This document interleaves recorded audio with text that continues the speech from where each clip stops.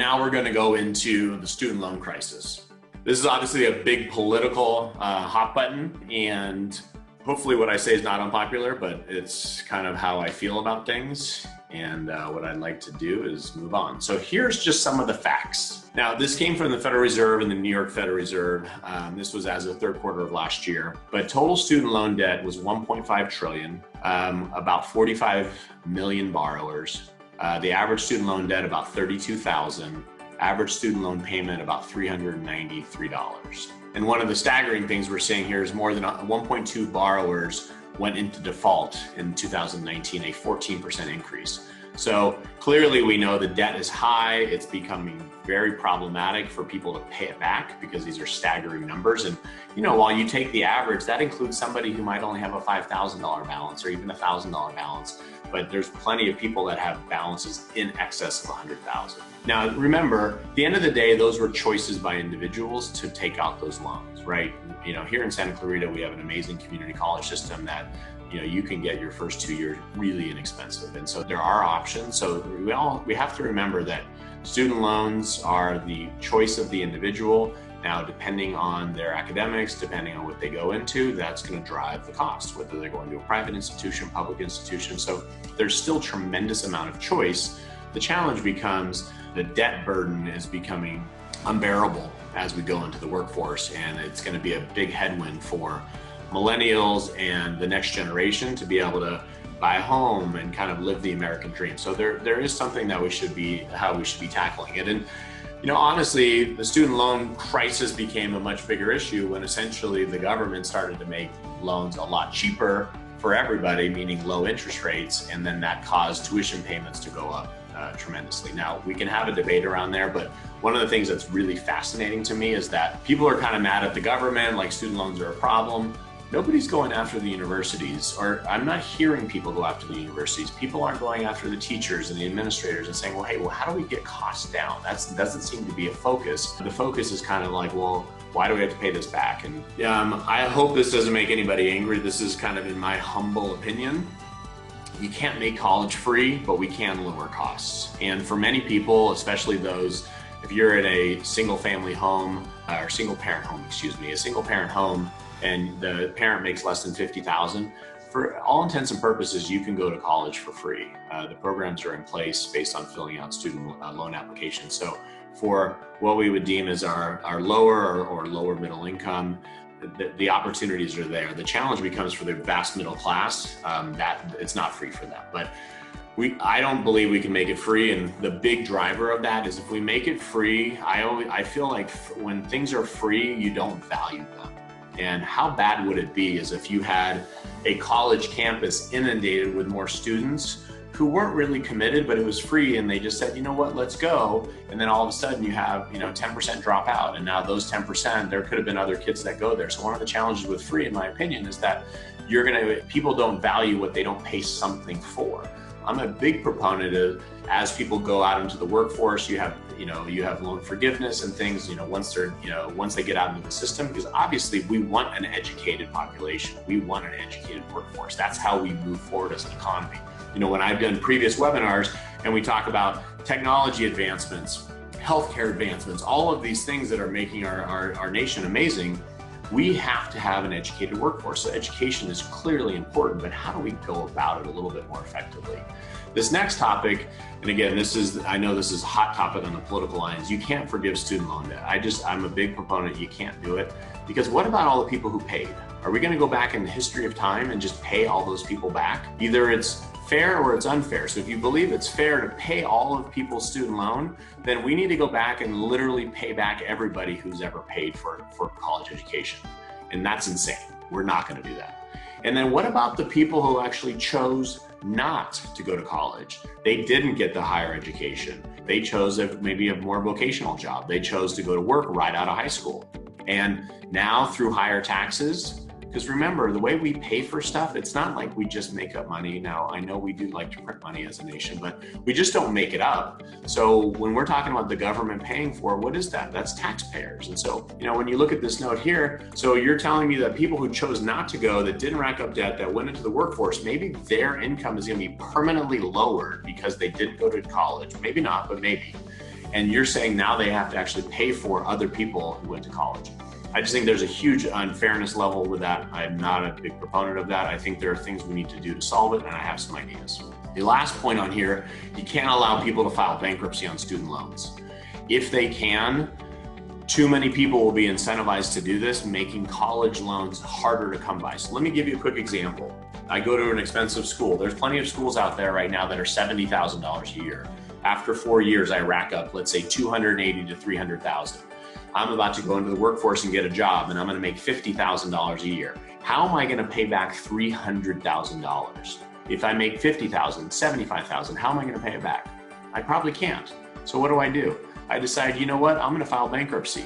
I'm going to maybe do nothing for a year or 2 or 3. And that's actually better if I just file bankruptcy, have all my $300,000 totally forgiven, wiped clean, and I can go start working and have a clean slate. That system just doesn't work. We have to keep that penalty in place. So not a big fan of that. I think it creates a lot of unintended consequences. So clearly we're in a mess. How do we fix it? How do we move forward? Because it's not okay just to keep this perpetuating, because it's not good for our nation to have this level of indebtedness on student loans. So here's kind of my maybe too simple approach, but here's what it is. Step 1, our government issues $1.5 trillion in 30-year treasury bonds at 1.46%. That was the current rate as of a few days ago. So that's what we issue. We issue that, and we can issue that. The Federal Reserve can buy them, China can buy them, whoever will buy them, we can sell those bonds, no problem. So we issue that. We then go refinance all of the student debt out there. Now, I've had some pushback before. They say, well, what about the banks that engage in this? Won't this hurt them? And the short answer is yes, but I'm talking about a systemic problem that I'm trying to get fixed. We go refinance all of the debt at 2.5% over 29 years. So my strategy is we go borrow at 1.5, we refinance at 2.5. We delay payments for 1 year. So that means through this COVID-19, we can get through this, delay payments. And so here's kind of what this looks like for the US government. And again, this is where it makes me cringe a little bit to talk about it, because I'm a limited government type of a person, but we've gotten into this mess. How do we get out of it? And we can only do it, I think, with a magnitude of government. And I think we do it with a for-profit motive, or at least a break-even motive, versus a losing proposition. The US government earns a 1% spread, right? Because if we borrow at 1.5 and we refinance at 2.5, that's 1%. That's $15 billion annually. That's to basically administer this, or to maybe deal with people who die who don't pay their debt off. So we have kind of a cushion here. Students have no payments for 1 year. Based on the math that I did, and this can be fact checked and it may not be 100% accurate, but based on the math that I did, which I believe to be extremely reliable, the average monthly payment would decline from $393 to $135. Now, yes, it's being amortized and spread out over 30 years, but think about this. Somebody comes out of school today and makes a decent wage to start, $40,000, $50,000. They're paying $135 a month. That's minuscule relative to their budget. Fast forward 20 years from now, they still have time left on their student loan payment. They're probably making more than 40. Maybe they're making 80, right? Do you think somebody could double their income over 20 years? Probably. So now they're making 80. What's their student loan payment? It's still 135. It's locked in. So they get to pay off future debt with inflated higher wages. So this becomes very palatable for them. The government doesn't lose anything because they've issued these bonds. There's also a massive economic stimulus. The annual payments decline from approximately basically $210 billion to $70 billion. That means $140 billion annually would be unleashed in the economy that could be spent by young people, by those with debt, because they would not have to service their loans. So again, very high level, hopefully a pragmatic solution, but there are things we can do to take dramatic action. And again, there are unintended consequences. So when you get into the details, we have to iron those out, but this seems like a good place to start. All right, I got a question.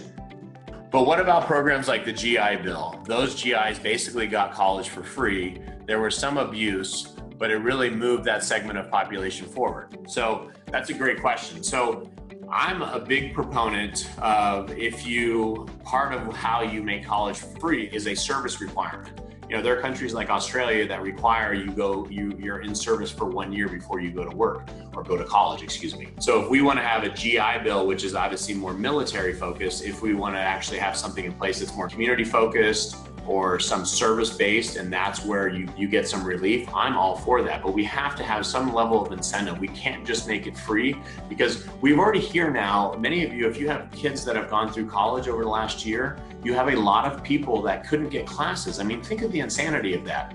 Prices are at all-time high and demands have continued to follow, and we cannot get kids out in a timely manner. That doesn't make any sense to me.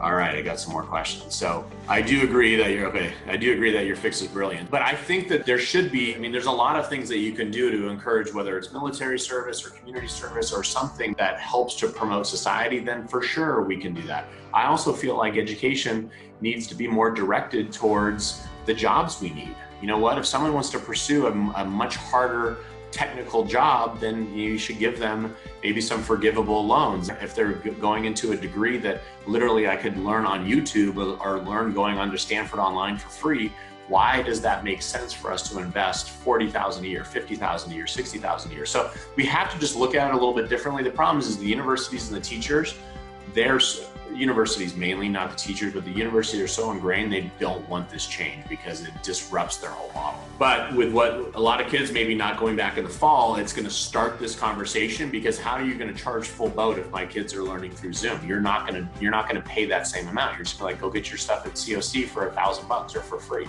So it's going to be different. How could you involve the colleges in the cost reduction? They should pay part of this. So I actually am a big believer of that. Now this gets a little bit tricky, so let me see if I can do this justice by answering this. So I think that how you get the college involved with this is that, you know, you obviously incentivize, or you deal with admission based on what the community is demanding in terms of employers, right? So you're like, we have a lot of immigrants that come into our country for high-level technical jobs because we don't have enough Americans to fill those jobs. So if you got colleges and universities more focused on how to say, okay, what jobs do we need to fill? And then what we want to do is throw more scholarship, more money, more aid at those people, meaning forgivable loans if they come in to study a certain profession.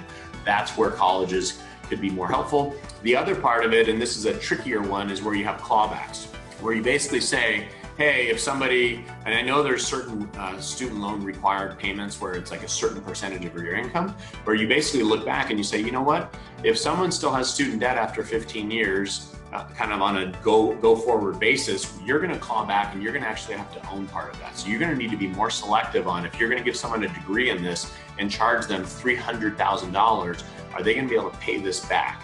Now that's fraught with challenges, right? Because that might aid higher earning family more so than a lower earning family. So it's very tricky when you start getting into the weeds, but I do think there needs to be some clawback at the education level. But I have a different solution that is kind of out of the box. It's not a financial, it's more like just disruptive of the education system. And that's one of my next big ones. So thanks for that question, Wally. That was a good one.